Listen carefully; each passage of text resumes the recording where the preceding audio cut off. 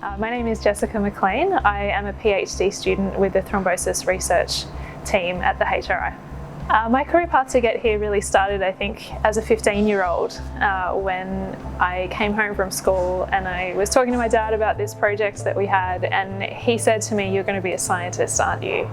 And for me, that's when I knew what I wanted to do. So I went to uni and I did a biomed degree, and then I did an honours project, which happened to be in cardiovascular research.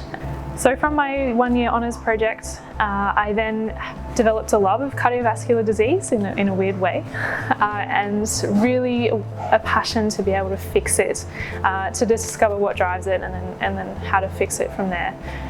So that led me to Melbourne, where I joined my current team, the Jackson Lab, who works on thrombosis research. And then we moved to the Heart Research Institute in 2015, where I've continued my research into cardiovascular disease, particularly in stroke, and am living my 15-year-old's dream of being a scientist. I love medical research because it is a detective story.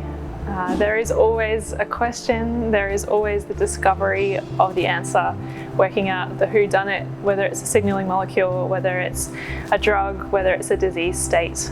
That's why I love it. No 2 days are the same.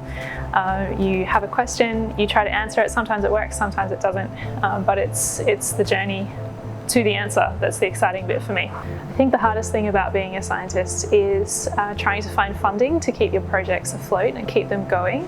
I think it really takes away time from the lab bench, it takes scientists away from what they're best at. I really enjoy working at HRI because of the team culture.